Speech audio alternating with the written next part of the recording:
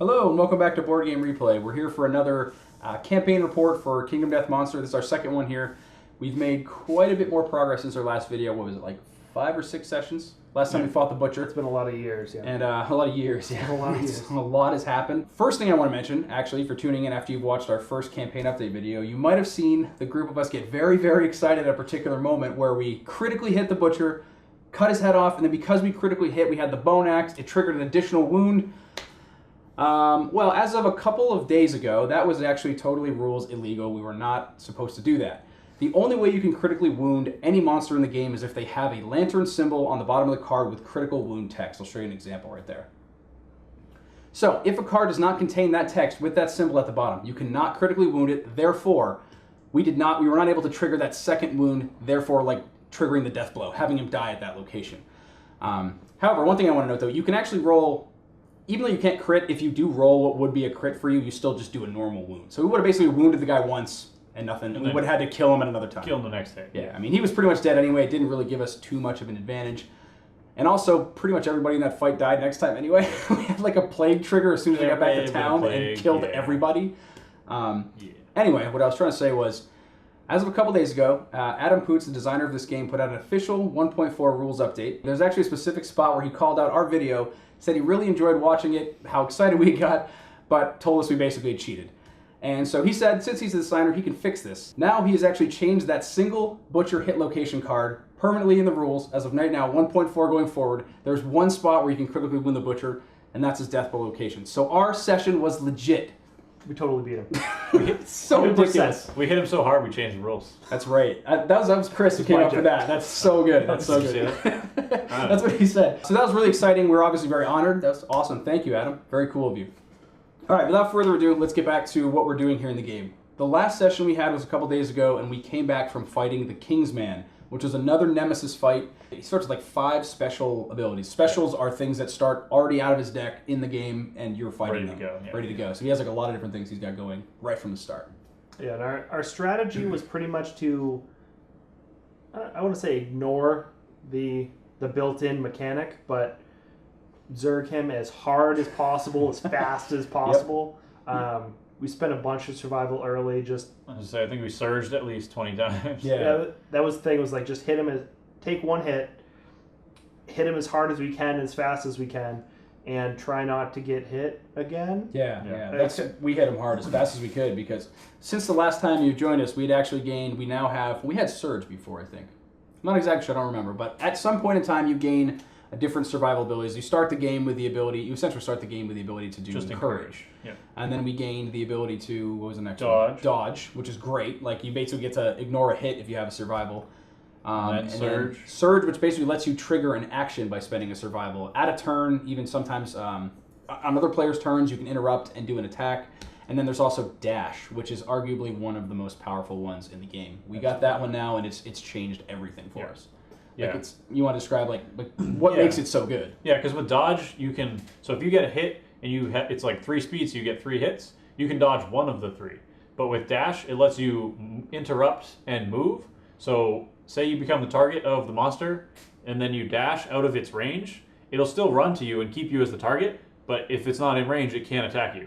So instead of just canceling one, you cancel the entire attack. Yeah. It's really good against him, but offensively, if you're out of range, you can run and then dash to get another movements forward. So we also had the Birth of the Savior event, which spawns a special child. We had 2 of them for that battle, so that certainly helped. Yes. So over the last, whatever the session were, 3-4 years, we took a bunch of major hits directly to our civilization, not even in the fights itself, but there was we took a plague. So 4 deaths. We took 4 direct deaths because we didn't have any of the countermeasures. I know one of them was ammonia. Additionally, we had... I was going to say, that was either before or after the battle where 3 people died in one battle, too. Yeah, so, right. Yeah. So we lost 7 people in the matter of 2 or 3 years. I want to say, we lost, right after the Butcher, the plague hit us hard and wiped us out. 4 people died. And then it rolled on to the next one we fought, it was either, I think it was a level 2 lion we fought or something, and then the lion, pinned me down and ripped my arms off. It was, right at the start of the fight, too. We lost me, and then I think somebody else died. It was insane. I think that's a perfect time to note that we've just been experiencing the game as we've been going through it ourselves, not really knowing what we're getting into. We knew the game was hard. We knew it was really difficult. But I kind of have been saying to these guys, like, we should be really ready to lose this campaign at pretty much any time and start over because it just happens quickly like that. We've been this close a couple of times to just completely ending our civilization. One of the hunts, we literally, I think we had like 5 people, but one person couldn't go out, so we literally only had 4 people to hunt with. Yeah, that was a scary fight. We were just hoping. And then we happened to get some things like, luck can go both ways. But I mean, the game does really hammer you hard on the difficulty, so you really don't get attached to your survivors. Like, we keep saying, like, my character and Jeremy's character, but, like, I've cycled through, like, 5 dudes since the last time we played. Like, gone through, like, 3 people. My character the only original character? I think so. Yeah. Well, by character, we mean armor set. Yeah. Yeah, basically, yeah. This particular set of gear he's dead. Yep.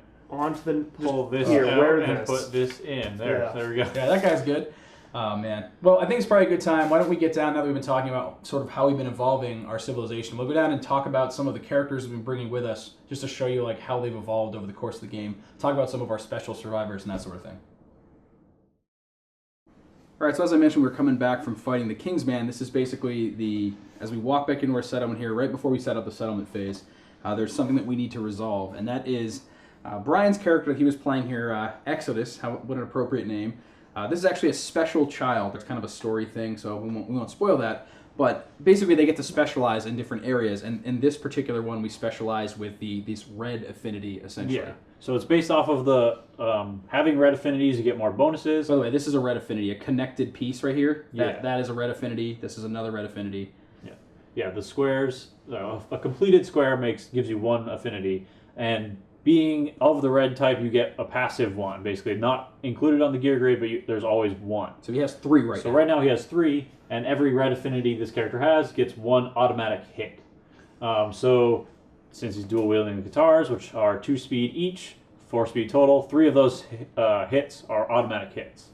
And then, since he's aged up a bunch of times, and from other events, he has +7 strength. +7 strength. With a 3 strength weapon and rolling a d10, basically you only miss on a 1. Yeah. Against a 12 toughness. Yeah, you always miss in this game on a 1 anyway, and you always hit on a 10 essentially. Yeah. So yeah, it makes him really, really good. So that's definitely where most of our damage came from. Yeah, for sure. So yeah, and as I mentioned, he now has to go away. So he's completely aged up. His character, I mean, he's been more than beneficial to us. Yeah, that's the drawback of them being so strong, is they gain a lot. They gain bonus hunt XP every time you hunt. So he's already maxed out, and versus most other characters where you retire, this one kind of like disappears into the void or whatever. Yeah. There's more story to it. I don't want to like spoil it all for you, but there's a reason and there's an explanation as to why they just disappear versus retire. But thankfully, as Exodus leaves, we have other special children. We've been rolling pretty well on that particular event. So we'll switch it up. We'll show you what our other character is right now. All right, so next up we've got Minx here. This is all Chris's clever naming. This is another special child. Just came back from the first hunt here, the first showdown phase. He's got, as you can see, the 4 hunt XP, whereas a normal survivor would get 1. So this actually got the green affinity special from being a savior. I've got 2 green affinities here, and then a bonus one for taking that path. And what does this give me? It gives me armor, right? Yeah, 1 armor to every hit location for each green affinity. Right. Yeah, this gives you the defensive-minded special child. And as you can see too, I mean, my gear here is awesome. You know, I got this 3 these leather bracers are giving me 3 armor. We've been able to get better and better gear now that we've got ammonia. We can start curing leather and making better and better supplies. We got a round leather shield, which this is just an incredibly good item. It literally gives me +1 armor to all my locations. Plus, you actually have an ability to spend an action, and just the next hit, you can ignore it, just as if you'd used a dodge ability with survival. So this is an excellent, excellent shield. And now going forward, I have a sword specialization here, but I think going forward, I'm going to switch it up to shield and try to get better and better with the shield, because as you gain shield specializations, you get even more armor. But up here also I have this steel sword, which we got from a story event. This is a really interesting weapon. It's extremely powerful. It only rolls 1 die. It's very slow. It has very slow sword. So this sword hits really easily too. I mean, a 4 better, plus a lot of the time there's multiple effects that will give you better chances to hit. And when it does hit, it has this ability called Sharp, And whenever you do that, you basically roll a d10 and add it to whatever you roll for your wound roll. It feels to me like an endgame weapon. We got this pretty early. The story event We that got we a pretty rolled was lucky kind of story. insane. Yeah. So we're going to enjoy this guy for a while, and eventually, after a couple more sessions, if he doesn't die, he's going to retire. We've got Chris's character up here now. This is Toby, and it's on this is actually one of the third-party character sheets. There's a lot of these available online. Yeah, so it's the same basic concept that I was running with for the whole campaign. I'm going to do the range damage. I have a catgut bow, which is 2 speed with a pretty good chance of hitting. But the thing we added on was the clawhead arrow, and that allows you it gives you 1 shot, 1 try at hitting, but if you hit, it gives a debuff to the creature for 1 evasion token, so it makes everybody in the party easier to hit. Also, I have the cat eye circlet, which lets us take a look at what the next hit locations are, lets us set up for a big attack, so we know that another person isn't going to be hitting a trap card. Yeah. Yeah, that's the most powerful part about that, actually. Like, something you always live in constant fear of when fighting monsters is drawing their trap, because as soon as you draw that trap card, it doesn't, like Brian's character, for example, we just mentioned having 4 hit locations come up. If he draws three hit locations and his 4th is the trap, all of those get wiped out, and then the monster triggers and does something horrible. So we really like to avoid trap, and this circlet is an awesome way to do that. Yeah, you can even surge to use it because it just takes an action. So Yep. I think he did that at least once or twice. So. Right, especially towards the end of the fight, when you know that there's only 3 hits left on the deck. Yep. You're like, all We right, haven't seen the trap don't yet. mess this up. Don't mess this Right. up. Everything else is just a rawhide set. The best thing about the rawhide set, in my opinion, is it gives you a 50% chance to roll to reset any survival spent. So if I spend a survival to dodge, roll a dice. If it's a 6 or above, I get it back. All right, we'll show our last survivor here. Again, Jeremy's character is quite a bit different. This is my character, the only remaining original member of the group. As you can tell, I've been around, 10-something years there. I have 3 disorders, 2 fighting arts, good handful of other abilities. You've been recycling disorders. Like, you've been Yeah. gaining so many disorders, you have to start to discard them and Yeah, replace because you them. can only have a maximum of 3, and then when you get a new one, it has to overwrite an old one. So, yeah, I've had a lot of those. My sword proficiency's up there pretty well. And then the other thing, I have maximum courage and understanding, which hitting both of those triggers a pretty major event from the storybook. So that was pretty cool to see. We also got the Lantern Halberd by pulling that out of the ground. It's got reach 2, hits on a 4+ and has 7 strength. It's definitely really strong. There's another extra little bonus where after you attack, you can move up to 2 spaces away. So it definitely helps me kind of weave in and out of combat. Cool. All right, well, why don't we go check out our settlement, and why don't we we'll go through the settlement phase, kind of covering it as we experience it. All right, coming back down to our settlement here, these are all of our innovations. These are all the things that we've developed. Some of these you may recognize from the last one we showed what we had, but we have some more here, obviously. I think we had 4 or 5 last time. We've gotten quite a few. We also have gotten 2 principles. Ammonia is new, paint's new. It's important to point out that Protect the Young has greatly affected our civilization. Good call. Without Protect the Young, we would not have the special children that we have. Or the twins. Or the twins, yeah. Good point. Because so the Protect the Young lets us roll twice when we do the intimacy checks, which we definitely used. We got Special Child from it at least once or twice, and we got twins from it the most recent time.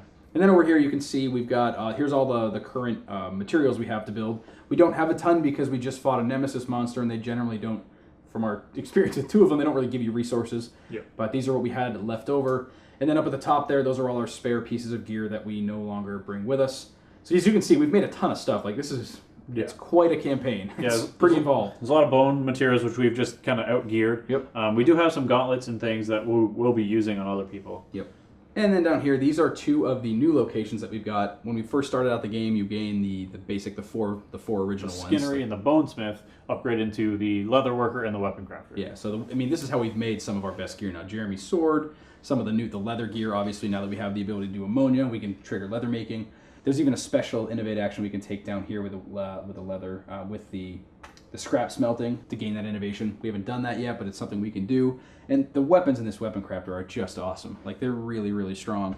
But a lot of them, some of them require heat and stuff, which we've also unlocked. We have heat. Yeah, I was gonna say we actually have only gotten maybe one weapon. The leather armor is really the biggest jump we just recently got. Yeah. With Matt having 3 armor in most locations, and then plus his green affinities makes him a much larger target.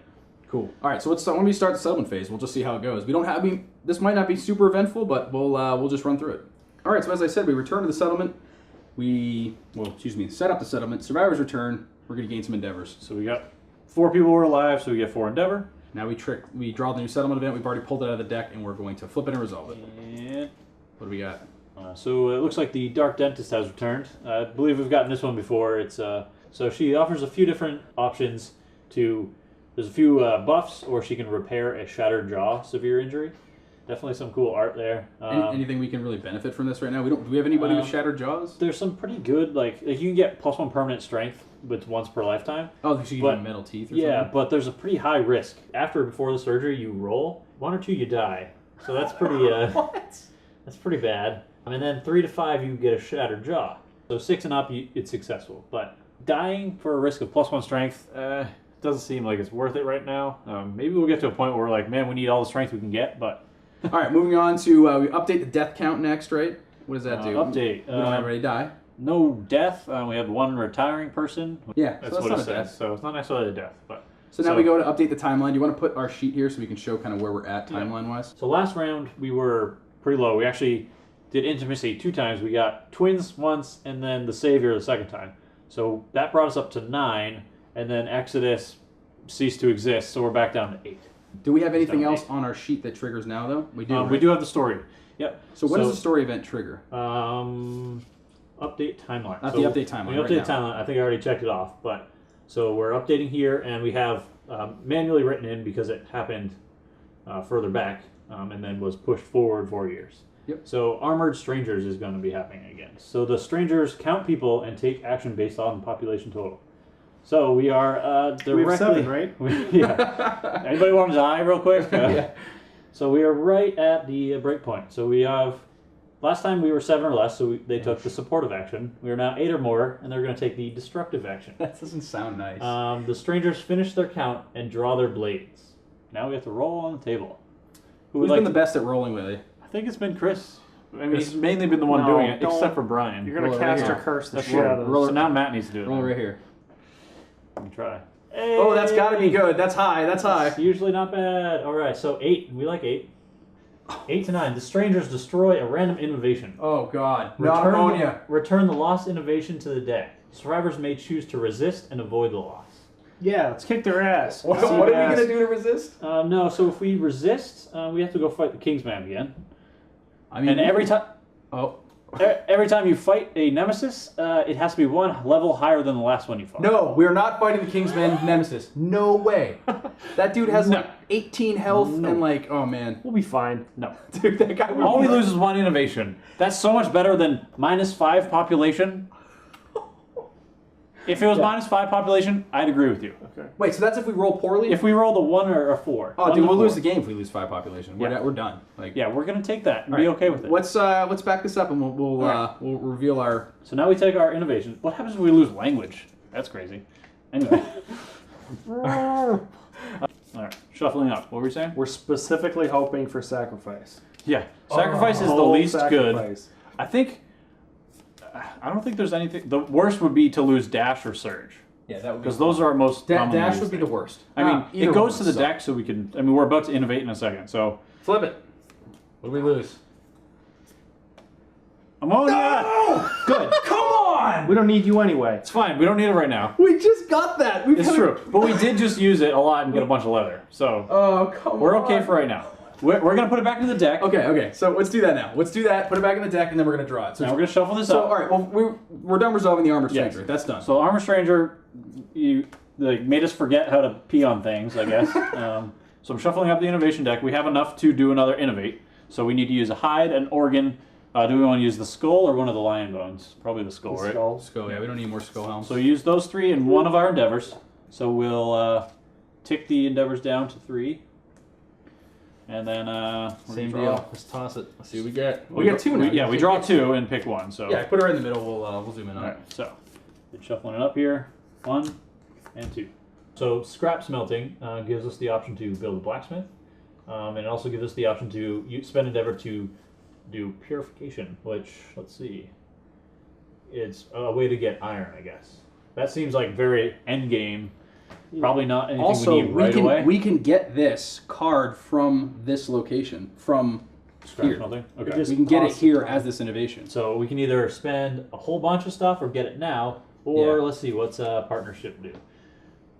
So to Endeavor, we nominate 2 survivors, they pair off, and each gains the partner ability.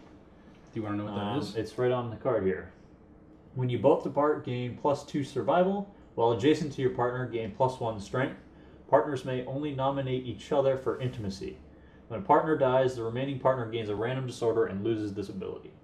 Okay. When you both if you're- depart, if- you gain 2 survival, right? Yeah. When you depart, you gain 2 survival. Not a big deal right now because we're already like at our maximum limit. But you gain +1 strength if you're adjacent to each other while you're out fighting. Cool. Um, That's pretty good. Well, scrap smelting would be nice to get for free right now. Does the partnership seem to really benefit? I mean, we're hitting pretty hard strength-wise. I don't think that's all that useful. Yeah, so this is the blacksmith. So yeah, with scrap smelting, it gives us the ability to learn. I don't know what you call it. To build a blacksmith. Build a blacksmith, yeah. So Lots with of the lantern blacksmith, stuff. Wow. so yeah, it's very high resource cost, and they all require iron, which it's probably going to be a while till we start getting a lot of iron. I'd say mean, it's worth it. Some of the gear too. I mean, this stuff is just Yeah. five armor greaves. I mean, Well, I mean, that's just Yeah, nuts. lantern that's gears. above our skill set right now. So I mean, it's definitely something we'll want eventually. It's no use to us right now, to be honest, but it's still. Better than the. Yeah, partnership doesn't seem very useful. Yep. All right, so we have 3. So we don't have many resources, but we do have 3 Endeavor. We're probably going to try the Augury to see if we can get intimacy, spawn some more people. Yeah, you got to do that. What do you think? We're going to do one of those and see what happens, Chris? So this here at the Yeah. organ grinder here has an augury option where you can basically Roll on the chart. you can roll a chart, trigger intimacy On between an 2. 8+. We have to nominate survivors first right now before you roll. No. If you trigger the intimacy, then you Then do you the pick, intimacy and then you event. roll the chart. That's right. So we roll on the chart for the Augury. It looks like we add +1 if our understanding is 3 or higher. Does anybody besides me have 3 or more? I should. Yeah. So maybe Chris should do it because results are either we lose a resource, gain an understanding, gain 1 survival, which isn't a big deal to us because we have max, Yeah, we're and maxed then intimacy. So I guess it'll be Chris. 5. So Gain survival. +1 would be 6. Still gain a survival. Doesn't do So- anything for you. So we're going to spend another one. Go again. Yep. So down to 2. 2 innovations left, or endeavors, excuse me. Try it again. Hey, It's that's an good. 8, 9+. Yep. So now we do trigger the intimacy event. Show the page with the intimacy. Divert your eyes. It's actually not. It's That's not just the explicit, most. so- That's probably the most tame page in the whole book. Like, there's no heads being cut off. There's no There's like actually no full nudity. nudity. Yeah. Yeah, that's impressive. We have to pick 1 consenting male and 1 consenting female. I will go as a consenting female because you with the family. So with the family innovation, you gain half of my weapon proficiency or the parent's weapon proficiency rounded Oh, down. that's so good. So since I have a very high proficiency, I'm like 7 now. Yeah. So you're gonna get 3. So you start with weapon proficiency with swords. Yeah, so right now we're about to roll 2 d10s, and we get to pick the best result of those 2. That's part of the protect the young Principle. principle. So we get to this. So So there's no we- benefit for the parents. let's pick a guy that's Just not pick that someone- great then. there's We'll pick Moogie, right? Moogie and Just in Moogie case. and Sorrel. Yeah, I guess Snake Eyes would be really bad. What'd you get? That was really close. I think I'm dead. Oh, a 1 and a 2? No, just the Female. female's dead. Oh, you are the female. Huh. Oh my God, Jeremy's character just died having sex. No, giving birth. Oh yeah, I'm stupid. Oh, what happens? Female survivor perishes with her child, giving birth. Oh, with the child. Oh, that could not have been worse. Settlement is casting gloom. Male survivor mourns, gaining a random disorder and 3 insanity. See, this is why I roll dice. I guess I'm dead. That sucks so bad. We were just talking about rolling 2 dice. Like, oh, what are the odds we're gonna roll 2 1s? Blah blah blah. I'll give your baby sword proficiency. Chris, how do you feel about it? Oh yeah, random disorder. Here we go. I feel. Oh. Oh no. Oh no. I feel very afraid of vests.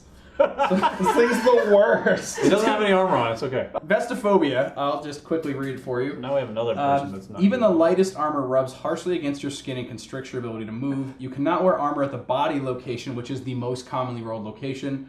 If you're wearing armor at this location, you tear it off you, and you literally permanently lose that gear. That was our last original survivor. Everybody else is now a descendant of you and... It's true. Some This is villains. I will take up my child. Yeah, Sarek. look at that. That's awesome. Now you're going to have a child that you can play in I'm supposed to your have come up with the last name. I forgot to do that. Hunter. Oh yeah, I did do that. You're right. You're like- I used my real last name. Your Nice. last name is actually really appropriate for Nice. this kid. All right, we're gonna jump into the hunt phase, and we'll cover the hunt phase kind of a little bit more in detail, and then a showdown phase for one of our next updates. But we thought this was a good place to kind of show you how a settlement phase plays out, and then we'll come back again for another one. Thanks for watching. We'll catch you again next time.